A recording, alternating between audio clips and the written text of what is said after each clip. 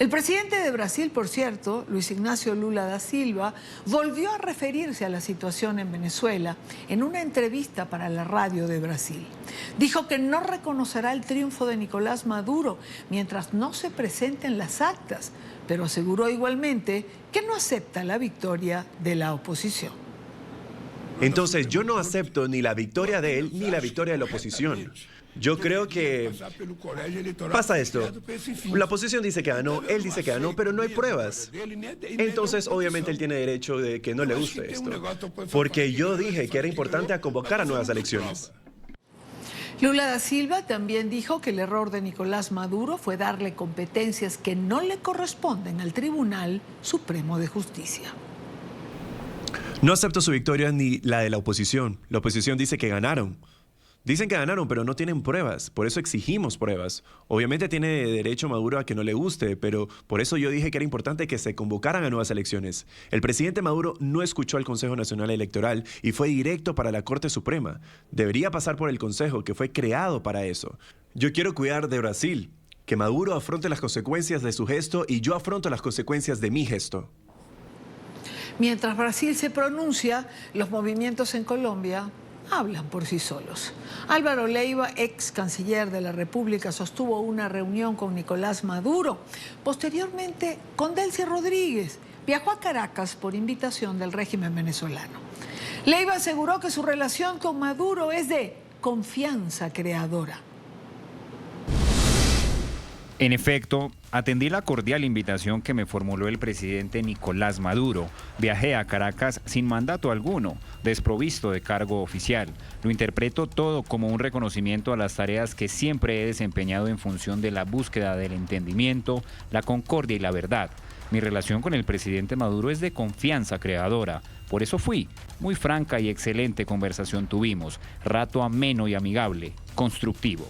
Continué mi visita entrevistándome con la vicepresidenta Delcy Rodríguez. La conozco de tiempo atrás. Trajinamos juntos en el exterior temas de mutuo interés a partir de la reanudación de las relaciones colombo-venezolanas que me correspondió impulsar desde antes de asumir la Cancillería. Diálogo claro, tranquilo, amistoso tuvimos. Hoy, además de la vicepresidencia, Delcy Rodríguez tiene a su cargo el Ministerio del Petróleo. Repetiré el encuentro con el presidente Maduro y pronto, tantas veces como pueda ser útil a la democracia y a la paz, allí estaré. Venezuela, Colombia, somos una misma historia, somos una sola nación. El gobierno colombiano se desligó de esta visita, o por lo menos lo intentó. El canciller Luis Gilberto Murillo salió en defensa de Leiva, asegurando que es una persona importante en la construcción de la paz. Ratificó que el gobierno de Colombia ve con buenos ojos este acercamiento. ¿O cómo fue? Bueno, el ex canciller Leiva es una persona muy importante en el contexto de la construcción de paz en el país. Tiene toda una historia y compromiso de vida con esta necesidad de la sociedad colombiana y hoy de la sociedad venezolana, que como el presidente Petro lo ha dicho, hay que buscar la paz política en Venezuela y es alguien que tiene contactos, que tiene conocimiento. Yo lo acompañé como embajador en los Estados Unidos a varias reuniones confidenciales en Caracas, otras en Washington, tanto con representantes del gobierno de Venezuela como con representantes de la oposición. Y él conoce muy bien estos temas y creo que todo el que pueda aportar, y más él, a la solución de fondo a los desafíos de paz política que tiene Venezuela debe hacerlo. Y nosotros realmente vemos con buenos ojos este tipo de apoyo. Lo hizo a título personal porque él es una persona comprometida con la paz. Quiero darle la bienvenida a nuestro primer invitado la tarde de hoy, Ignacio Montes de Oca, periodista especializado en asuntos internacionales. Bienvenido, gracias por acompañarnos. Es un gusto, gracias a ustedes. A ver, comencemos por la última información. Comencemos por Colombia, luego vamos a Brasil. A ver, ¿se aporta a la paz política en Venezuela? No digo yo acercándose a Maduro, pero a ver, es que resalto franco, amigable, constructiva, todos los adjetivos que el ex canciller Leiva le puso a ese encuentro. Lo que sucede es que cuando uno saca de contexto las declaraciones son muy bonitas, pero cuando las coloca en el escenario adecuado, se da cuenta que no son tan bellas. El contexto es que Venezuela acaba de entregar a 2 ciudadanos colombianos que prestaron servicio en las Fuerzas Armadas de Ucrania, los tomó en una escala que hicieron en Caracas y los entregó a Rusia. Y en las comunicaciones respecto a la relación entre Colombia y Venezuela no ha figurado este incidente que es gravísimo. En segundo lugar, Colombia no tiene de manera alguna, perdón, no tiene de manera, forma alguna de decir que se contribuye a la paz cuando en Venezuela la cifra de muertos alcanzó los 30 desde el fin de las elecciones y los detenidos y desaparecidos superan los 2000 y algunos de ellos de notable importancia, como es el vocero y abogado de Corina Machado, que es la jefa de la oposición.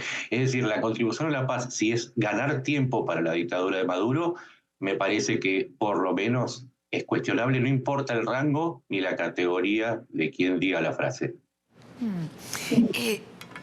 Ignacio, usted ha dicho algo con lo que, a ver, desde el principio es una de mis hipótesis y lo he planteado.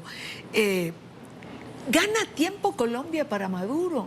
Porque es que se puede negociar, se puede intentar acercarse, hay que tender un puente, hay que abrir un diálogo, pero no se puede ignorar todo lo que usted ha señalado: muertos, desaparecidos, prisioneros, cercar el círculo íntimo de María Corina Machado. Es decir, que nos tapamos los ojos y somos amigables, francos, creativos en estas conversaciones.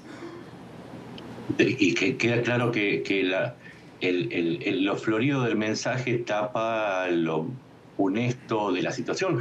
Es como tirar perfume en un chiquero, porque la realidad es que cada día que pasa se suman víctimas y se suma la opresión y se asienta al régimen. Si había un momento para meter presión sobre Maduro, era en las horas siguientes, y mientras Estados Unidos, Argentina, Chile, Perú, Ecuador, Panamá, una suma enorme de naciones democráticas empezaban una presión real, efectiva y una amenaza de bloqueo al régimen de Maduro, hubo 3 naciones que por su peso y su vecindad con Venezuela le dieron tiempo: Colombia, Brasil y México. Sin ese apoyo, no importa aquí la Unión Europea, Estados Unidos diría, o Rusia o China, esa vecindad, particularmente de Brasil con Lula y de Colombia con Petro, le dieron una oportunidad que de no haber estado, Maduro hubiera tenido que repensar muy seriamente los pasos que tenía que dar en ese momento. Pero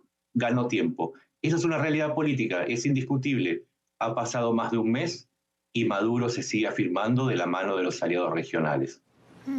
¿Hay alguna diferencia, Ignacio, entre la posición de Colombia y la de Brasil, entre Petro y Lula en relación a Maduro? Uno a veces piensa que Lula está en otra posición.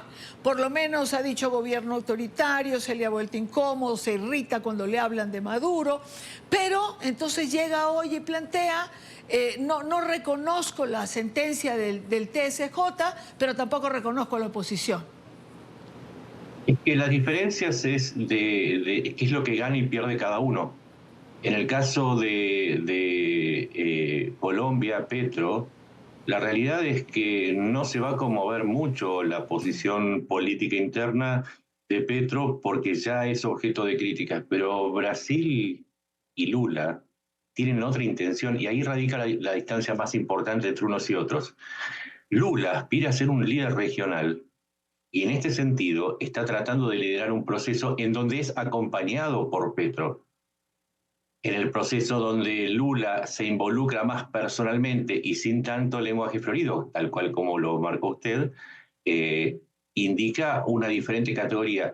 En este apoyo a Maduro, dándole tiempo, el que lidera es Lula, con una clara intención de tener una influencia regional más fuerte.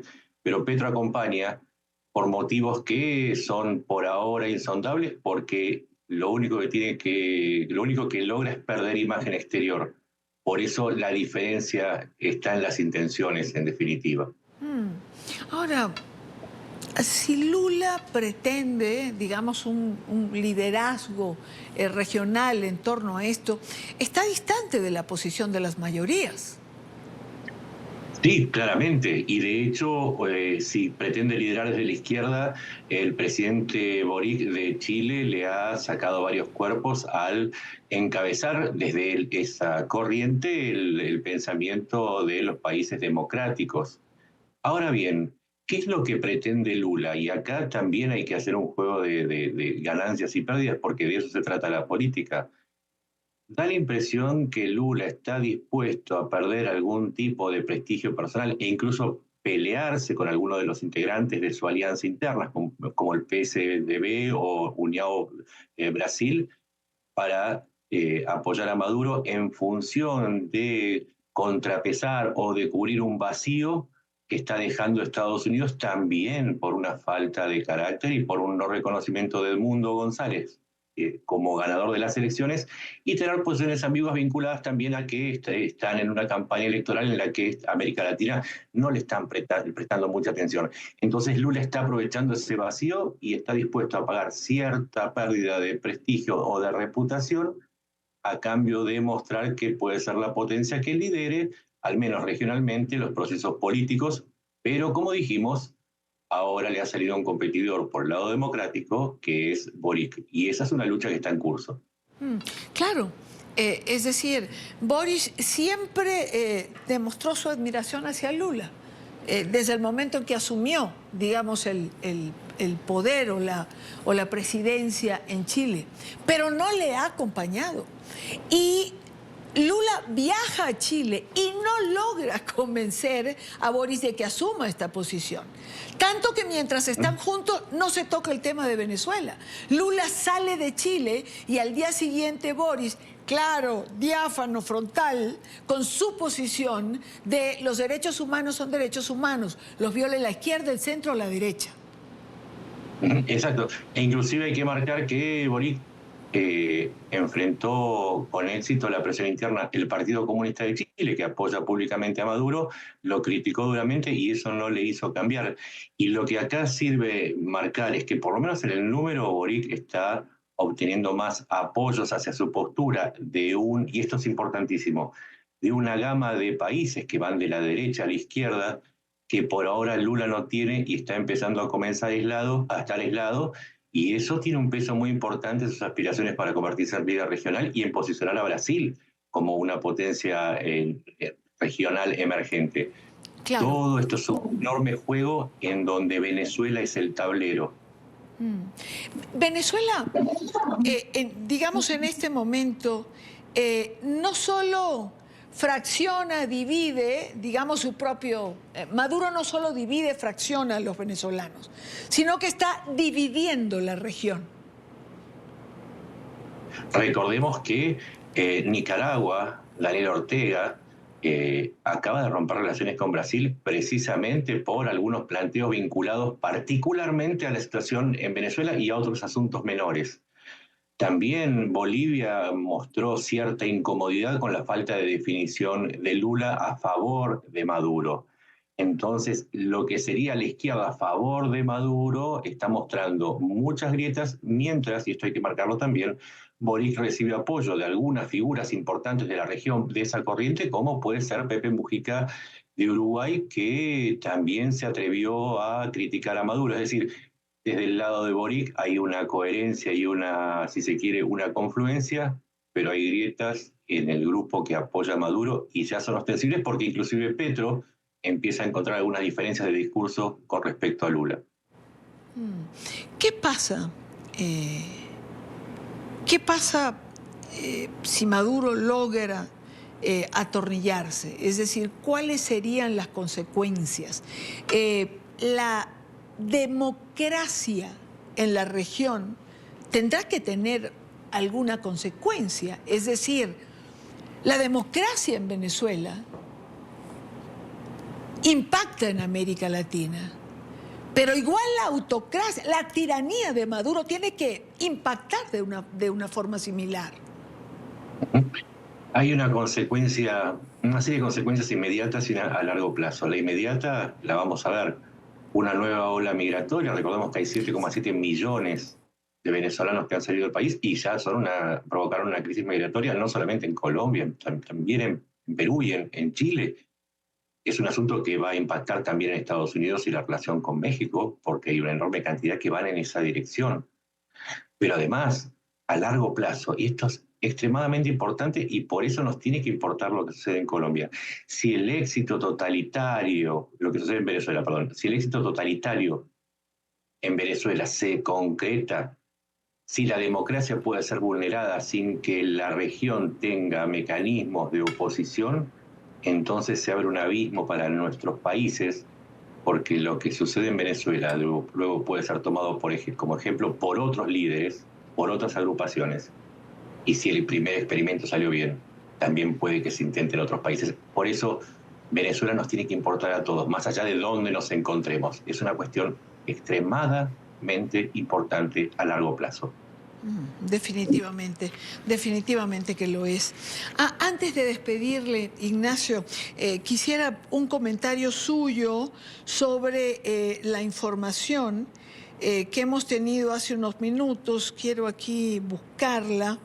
Y que ha transmitido la agencia EFE en relación a que la Corte Suprema de Brasil ha ordenado la suspensión de la red social X por incumplir órdenes judiciales. Esto tiene que ver con el juez de Moraes, que tiene una puja con X, no de ahora, la tuvo en campaña. Recuerdo que pidió suspender en algún momento cuenta de senadores y de algunos opositores. Algunos tuvieron que salir del país. Hay quien señala que no es...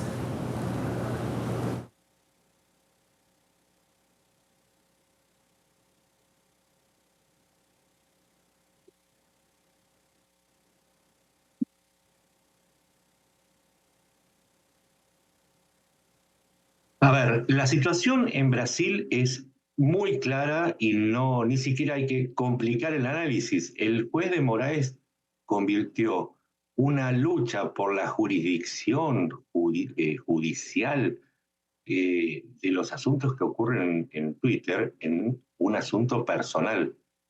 Básicamente las posiciones son dos. X dice que no tiene por qué responder a requerimientos de la justicia brasilera que exceden las atribuciones del juez de Moraes. El juez de Moraes, apoyado por Lula, dice que ninguna empresa tiene el derecho a hacer lo que quiera en Brasil. Le han pedido que designe un representante en Brasil a sabiendas que va a ser de inmediato detenido, tal como le avisaron. El problema aquí no está en X ni en la plataforma, sino en un exceso de atribuciones que se toma el juez de Moraes, que ya fue señalado por sus pares, y que se vincula con la libertad de prensa. Puede ser muy cuestionada el contenido o la forma en que se transmiten mensajes en X, pero si la justicia empieza a intervenir en las redes sociales de un modo no reglamentado o atribuyéndose la posibilidad de intervenir en contenidos que son generados en un no espacio, porque X es un no espacio, no es un espacio ni brasilero, ni argentino, ni estadounidense, ni tailandés. Es un no espacio.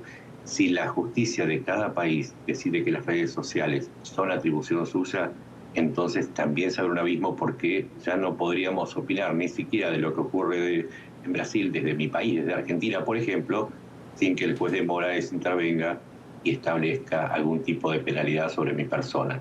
Por eso hay que ver el fondo de la cuestión, no es solamente de Moraes, se trata de la libertad de prensa. Estoy absolutamente de acuerdo, y de Moraes no está solo siendo señalado por sus pares, sino por muchos en Brasil. Y ya se cuestiona su espíritu democrático en relación a la libertad de expresión, como usted señala. Permíteme una observación. Por favor. El mismo juez de Moraes fue el que intervino cuando se cuestionó la legitimidad de las elecciones en las que le ganó Lula a Bolsonaro en las últimas elecciones, y le prohibió a los integrantes del partido de Bolsonaro siquiera manifestarse. No podían opinar sobre la situación. Si vos no podés opinar sobre una situación que te afecta, entonces la libertad está puesta en duda. Absolutamente. Es una figura muy, muy cuestionada. Y ahora quizá en América Latina está trascendiendo y se está conociendo un poco más, porque no todo el mundo está claro en relación a este juez. No todo el mundo sabe exactamente lo que ha venido haciendo y los pasos que ha venido dando contra la libertad de expresión. Y yo creo que hay que tenerlo claro y hay que saber quién es y qué está haciendo, porque, como usted señala, la libertad de expresión comienza a estar en riesgo en Brasil. Y si empezamos a sumar Brasil, Venezuela, México, porque hay quien se toma estas atribuciones, nos vamos a venir quedando sin espacios para hablar y para opinar. Ignacio Montes, por favor. No, que no solo coincido, como dijimos con lo de Venezuela, esto también es un asunto que nos importa a todos. Las fronteras son formalidades, las ideas las trascienden y estamos demasiado comunicados y demasiado interrelacionados como para pensar que estos asuntos tan importantes son solamente nacionales, son asuntos regionales y son asuntos globales. Así es.